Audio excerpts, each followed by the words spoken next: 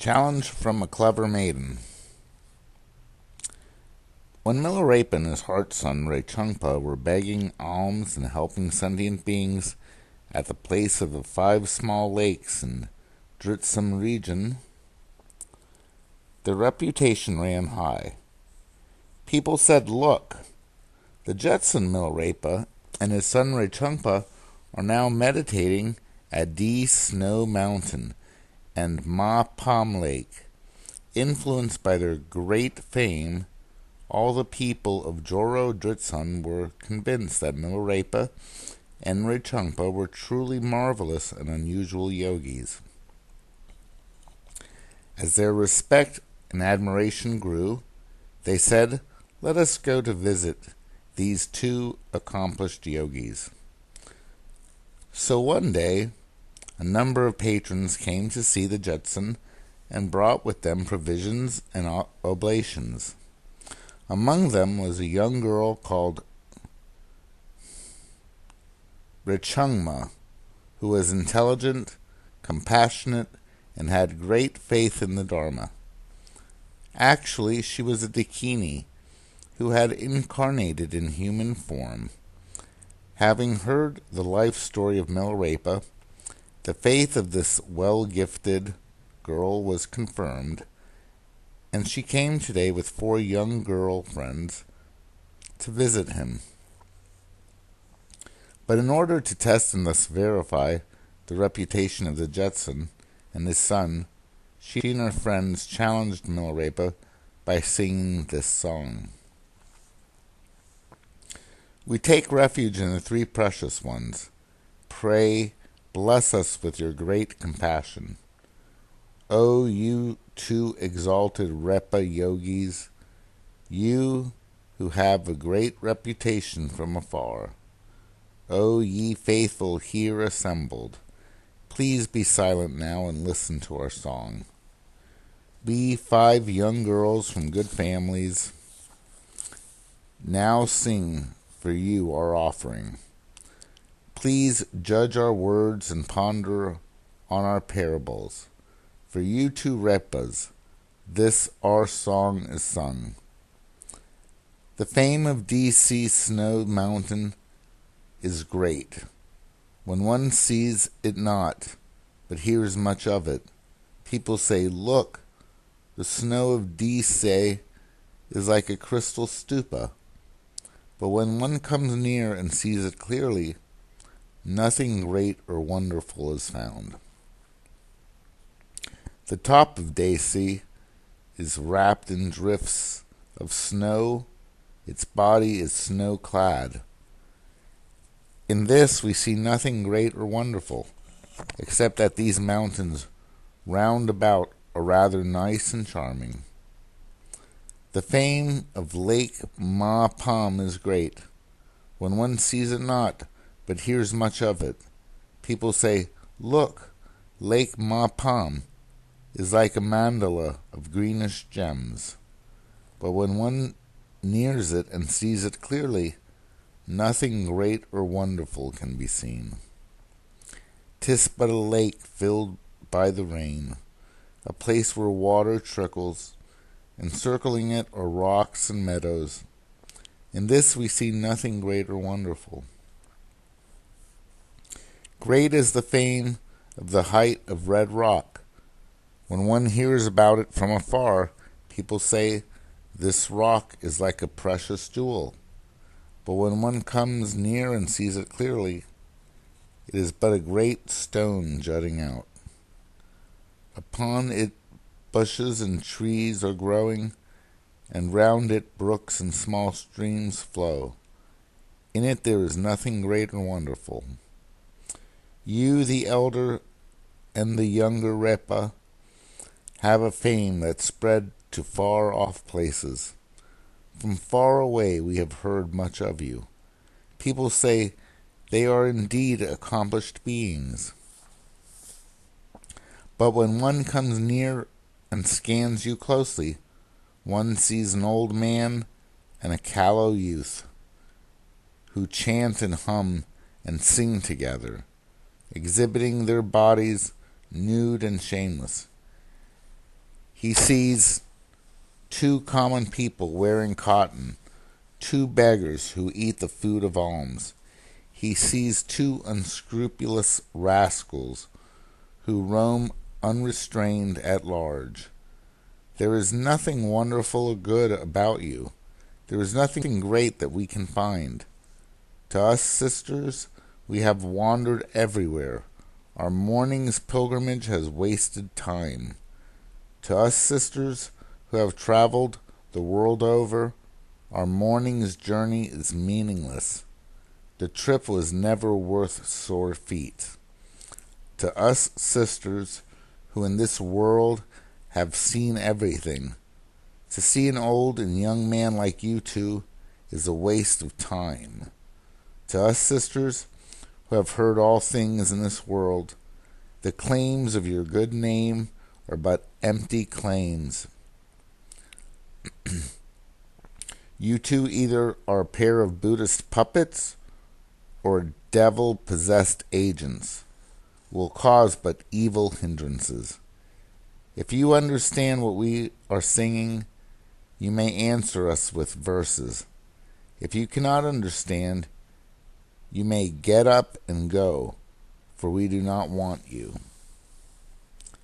Thus they sang. The Jetson said, O Rachangpa, the 3 lakes of the snow mountains were prophesied by the Buddha himself to be a superb place for devotion. If we do not answer those who disparage them, not only will these slanderers be damned, but also the merit of such holy places will be misconstrued. We yogis who act candidly with our bodies, mouths, and minds should also answer the slanders made against us. Thus, not only will the merits and rightness of yogic action be illustrated, but the slanderers will also be corrected. Now, Rechangpa, sing in chorus with your fathers for the young women. O faithful patron, here assembled, and you, young people who love to chant and sing, especially you 5 loquacious maidens, listen to this reply, this song that I shall sing. Know ye who we are? We are the older and younger Repas. I, the old man, on the right side singing, am the yogi Milarepa. He, the young man, chanting on the left, is Dor Drog Rechung. With a good tune and words of meaning, I sing to you, my patrons, here assembled. The song which flows from my enlightened spirit, think as you hear it, and listen mindfully. The fame of Dese Snow Mountain is far spreading. People say of it in distant places. Dese is a crystal-like pagoda. When one approaches closer, one sees the summit is snow-covered. The prophecy of Buddha says, most truly, that this snow mountain is the navel of the world, a place where the snow leopards dance. The mountaintop, the crystal-like pagoda, is the white and glistening palace of Demchog. The great snow mountain which Dese encircles are the dwelling places of 500 arhats. Here all deities of the 8 divisions pay their homage. Surrounding it are 9 hills and marshes. The regions abound with incense plants, the source of nectar-producing drugs. This is the great place of accomplished yogis. Here one attains transcendental samadhis. There is no place more wonderful than this. There is no place more marvelous than here. The fame of Mapam Lake is indeed far spreading. People say of its distant places. Mapam Lake is like a green gemmed mandala. When one approaches closer, one sees these waters cold and plentiful, as prophesied by the Buddha in past ages. This lake is called the lake that never is warm, the fountainhead of 4 great rivers, a place where fish and otters swim. Because it is the 8 Nagas' dwelling, it appears to be a mandala made of gems. The water falling in it from the heavens is like a stream of milk, a rain of nectar. It is the 100 Devas' bathing place, the water with 8 merits. The lovely plains and rocks this lake encircling are treasuries of the lesser Nagas. Here grows superb Sanbushri wood, the southern continent, Sanbu. For this reason, it has its name. There is no place more wonderful than this. There is no place more marvelous than this. The fame of the height of Red Rock is far spreading. People say of its distant places, that huge rock is like a heap of jewels. When one approaches closer,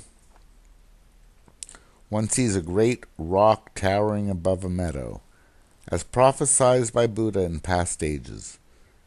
It is the Black Hill, the rock of Bijay mountain range. It is the central place, north of the woodlands, on the border between Tibet and India, where Indian tigers freely roam. The medicine tree, sandan, and zunjru are found here growing wild. The rock looks like a heap of glistening jewels. It is the place where live the heavenly saints. It is a secret of hermits blessed by dakinis and where accomplished yogis live. Here the river, all the hills encircle, making a solitary place forbidden. There is no place more wonderful than this. There is no place more truly marvelous. The fame of the elder and younger Repas is far spreading. People say of us in distant places, they are truly the accomplished beings.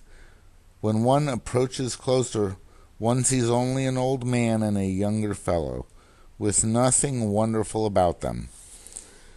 The plain looks on these two show the complete exhaustion of form, clinging, and discriminating thoughts. Lying with our bodies naked shows that we need not clothes of the two clingings. Heedlessly exposing our male organs proves that we have no self-made shameful feelings. These little verses flowing from our mouths come from our inner experience. The cotton clothes we wear show blissful inner heat of burning. That we eat leftover food as beggars proves our abnegation of desire and pleasures, shows our spirit unconcerned and fearless, that we live with our that we live with our 6 senses in a way most natural and ingenuous. I am the guru of the faithful and the well-gifted, the source whence their pith instructions come. I am the symbol to which patrons pay their homage, the exemplar of all the saints and sages. To me, a great yogi tell their understandings. Through me, wrong views may be eliminated. I am the source from which truth is illumined, the one who has realized the law of non-existence. I am the one whose mind remains in peace, who leads others on the path's experiences. I am the one who realized himself as Dharmakaya, who with compassion works for others. There is nothing else more wonderful than this. There is no one else more marvelous than I. Young lady visitors, you have pilgrimaged to every land, but your journeys were but toil and drudgery. If you want to make a pilgrimage of value, travel to the holy shrine of Pagba Wadi. It may be true that you have journeyed everywhere, but all of this was a waste of time and made you feel footsore and weary. If you want to make a worthwhile journey, visit holy Bodh Gaya. There may be no place that you have not visited, but they are all of little meaning. If you want to make a real pilgrimage, visit Lhasa Krunan Temple. There may be nothing of which you have not heard, yet all that has been without significance. If you want something truly meaningful, listen to the pith instructions of the oral lineage. You may have relied on many people, yet they were but your kinfolk. If you seek a person on whom you can rely, find a capable guru. You may have done all things everywhere, but most of them were deeds of karma. If you want your deeds to be truly worthy, you should practice the teachings of the holy Dharma. This is the old man's answer to you maidens. If you can understand it, these are the real teachings. Otherwise, you may regard it as a common song. The time has now come for you to leave. We are the yogis who do whatever we will. You visitors may go and do the same. Rachangma, who is the leader of the girls and who stood in the center, was thereupon confirmed in her great faith. As tears rolled down her cheeks, she untied the jade from her belt and took off the jeweled ornaments from her head. Prostrating herself before Milarepa, she cried, "We 5 girls all sincerely ask you to grant us the teachings of the Dharma. Also, we beg that you give us the profound pith instructions, for we have now made up our minds to meditate in the hermitage." And she sang prayerfully, "As one light is kindled from another, the teaching has been transmitted down from Dharmakaya, the great Dorji Chang, the holders of the great succession, and compassionate and enlightened. Are they not the great Tilopa and Naropa, who have journeyed to India with such hardship? Was he not great Marpa the translator, who underwent such trials for his teacher Marpa? Is he not the great and faithful Milarepa? His naked body is full of splendor, the speech rich and melodious. His loving mind shines forth with radiant light. I bow down to the body and speech and mind of my father Repa. We 5 girls who have come to this meeting must have had small merit in our previous lives. We have attained human bodies, but we are lowly born. We have no self-control in practicing the Dharma. Today, because of your blessing, most precious Jetson, deep faith from our hearts upwells. This precious jade upon my belt and the jeweled headdresses I now untie and offer to you. Pray grant us Buddha's teaching. Pray tell us your life story."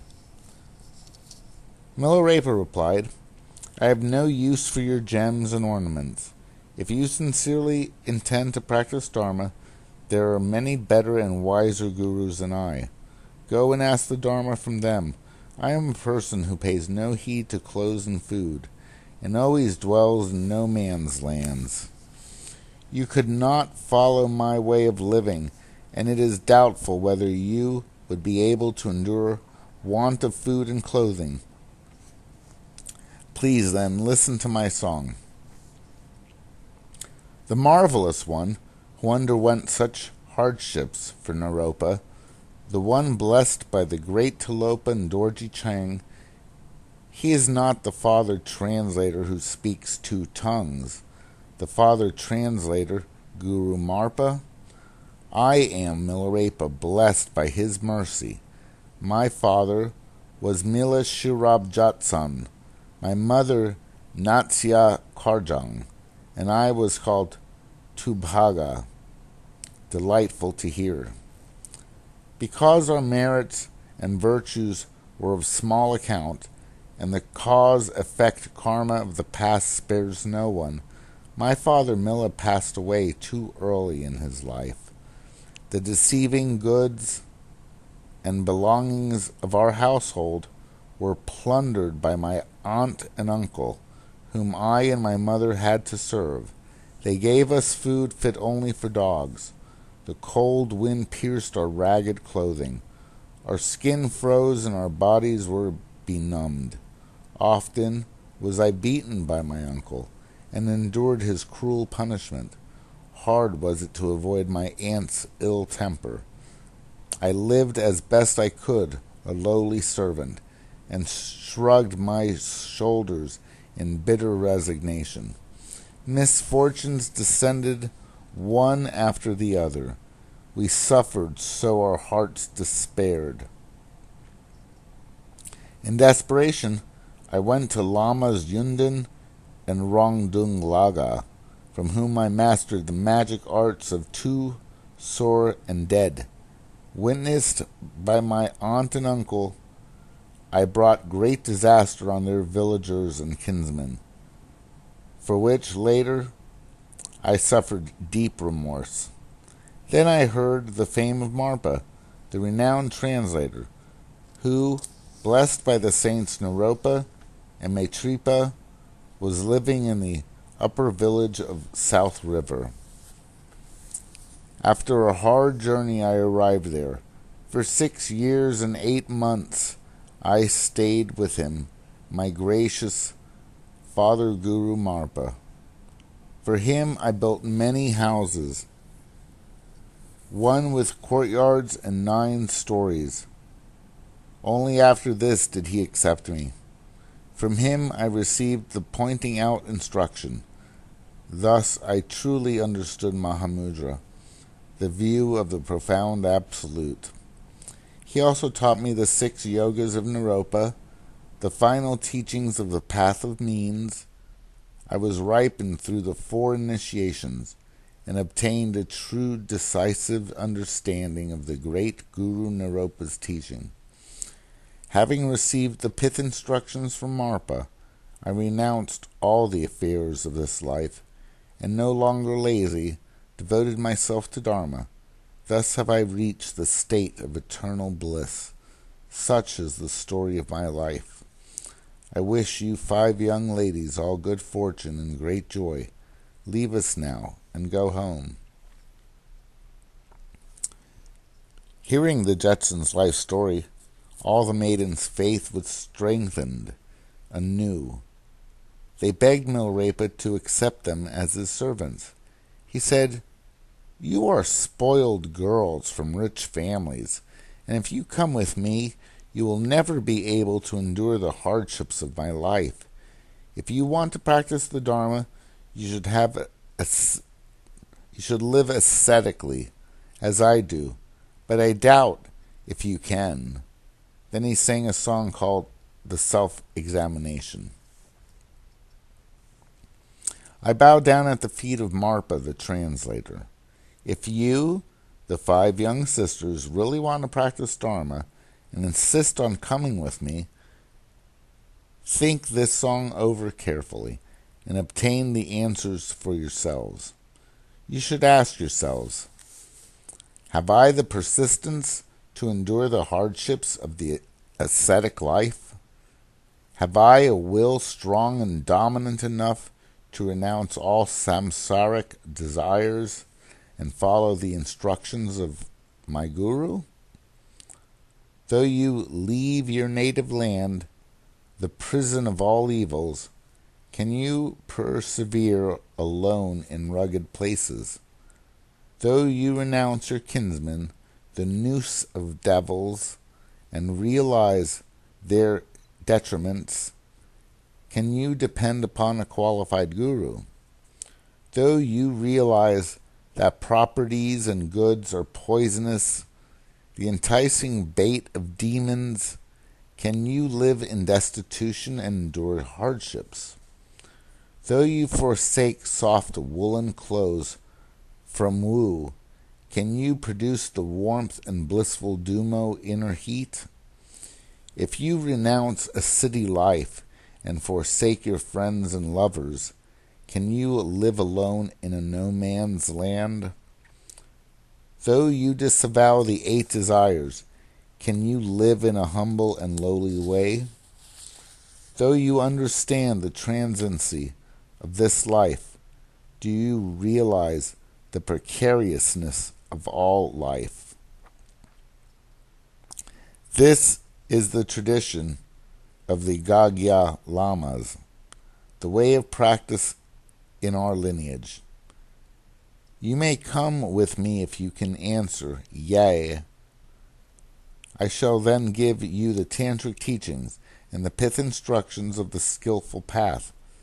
Then shall I bless you and grant you the initiations. Having heard the song, the girls all became very happy. Their leader, Rechungma, said, "Though we were born in a female form, which is considered to be inferior, nevertheless, so far as the Alaya store consciousness is concerned, there is no discrimination between man and women. We are convinced of the faults of samsara and shall try to follow our Guru's instructions. But in view of our inability to practice the Dharma in a perfect way, we beg you to accept us as your servants, no matter whether we have or have not the ability to practice the Dharma. Please do not forsake us." Then in song, she expressed her confidence in being able to practice the Jetson's teachings and besought him to accept her as his servant. "Father, qualified Guru, precious one, your naked body is full of splendor. I bow down at your feet, Jetson-repa. Through ascetic practices, you help all sentient beings.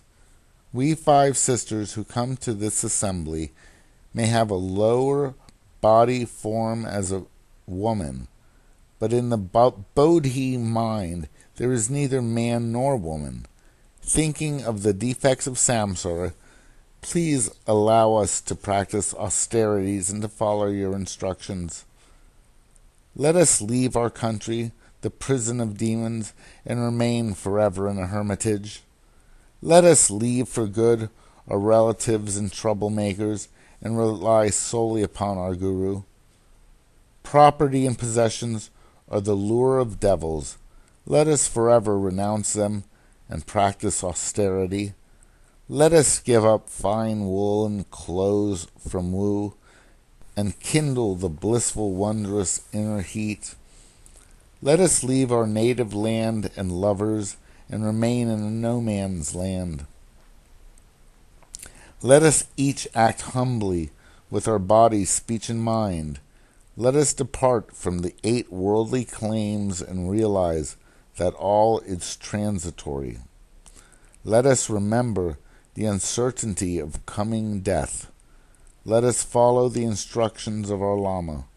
O most perfect Guru, most precious one, please be kind and grant to us the Dharma. Please accept us, the 5 sisters, as your servants." Milarepa realized that they were well-destined disciples, and so he accepted them. At that time, Milarepa and his son disciples were still dwelling at the 5 small lakes. There he imparted the initiations and pith instructions to the 5 girls and set them to meditating Richungma attained the warm and blissful experiences and other merits of Duma within 3 days. Later, Richungma became ill. In order to test her perseverance in remaining in solitude, Milarepa told her that she might go wherever she likes. But the girls replied, "Although I am ill, I will stay in the hermitage," thus proving that she had the persistence to endure misfortunes. One day, Richungma went to see Milarepa when he was sojourning elsewhere, and met him in a great assembly. In order to test her faith and see whether she had full confidence in him, he sang before the assembly a song with 2 meanings. "I pray to all the holy gurus. I take refuge in the patron Buddha. Listen, faithful patrons. If you cannot renounce the 8 worldly desires, never say that you are men with faith. Your faith may be lost when adverse conditions come. If you do not avoid the 10 evil deeds, never call yourselves men of discipline, lest you should fall down to the lower paths. If distracted thoughts still haunt your mind, never claim that you observe the tantric precepts, lest you should fall into the Vajra hell. Never criticize the teachings of other schools, if you have not made impartial and wide studies, else you will violate the principles of Dharma and scorch your own mind badly. If you have not realized the illusory nature of all beings, never neglect virtuous deeds and avoid all sinning, lest you should fall into the 3 lower realms. If you do not understand the minds of others, never slander others or condemn their views, lest you may be misled by self-conceit and egotism. If you have not unified your mind with Dharma essence, do not boast of your meditation experiences, lest devils interrupt your progress. If you have not reached the state of beyond talking, do not boast of your great understanding, lest you be left in a pitiable position, longing for but never obtaining the tantalizing fruit. If you have not reached the realm of spontaneous action, do not do what you will or neglect your self-control, lest the sling stone that you throw rebound upon your own head. Through my mouth, the Dharma has been preached. It should be treasured in your hearts. Comprehend it clearly and bear it in your minds." Among the audience, only Richungma fully understood the meaning of this song. She rose from the crowd and said to Milarepa, "Regarding the accomplishments of my guru, his acts and deeds, I have never had a single moment of doubt, nor the slightest skepticism. Please listen to my song," whereupon she chanted the 15 realizations. "I bow down to all the holy gurus. Towards the Jetson, my father guru, I have steadfast reverence and faith immutable. The 3 precious ones are but one entity. Among the deities, I cannot discriminate in the path instructions of the whispered lineage given by my guru. There are no play words or vain babblings. In the practice of the Yidam Yoga, whose essence is the Jetson, there are no periods of time or intervals. Things as they manifest are like the nature magic-like. I do not deem them to be substantial, nor do I cling to them with habitual thoughts. In the mind essence, the quintessential lights, there is no adulteration by distracting thoughts. In the realm of nature of being, the realm of mind, there is no subject-object defilement. In the natural state of the mind essence, There is no ground from which habitual thoughts may rise. The nature of the mind is dharmakaya. It is not defiled by forms, and from attributes it is free. Our bodies are the meeting place of the four diseases, and we should not quarrel with our friends. Devils and misfortunes should be used to help in our devotions. There is no need to seek imaginary divinations. Dreams are delusory emanations of habitual thoughts. One should not deem them to be true or cling to them. Forgive the foe, for he is your real teacher. For you should never cherish vengeful thoughts. Toward the behavior of an accomplished being, do not raise doubts and criticism. Self-manifestation is the Buddha, the one originally existing. So do not seek the accomplished one in other places. My holy Guru, gracious teacher, pray always bless all capable beings, bathing them ever in the stream of love and grace. Pray always remember me, the ignorant disciple. Pray embrace we ever meet with your great compassion. Milarepa was very pleased. He decided that Richangma was qualified female yogi, fitted to be a companion in tantric devotion, and so he imparted to her all the pith instructions without reservations.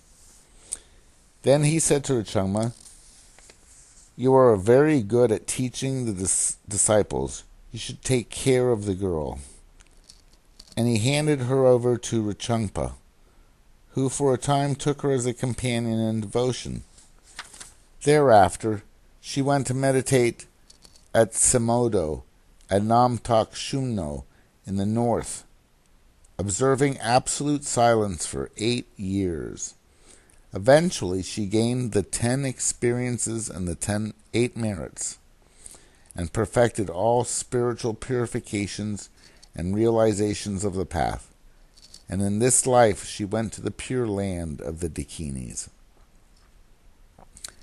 This is the story of Milarepa meeting Richangma, one of his 4 foremost female disciples, at 5 small lakes of Joro Dritsam.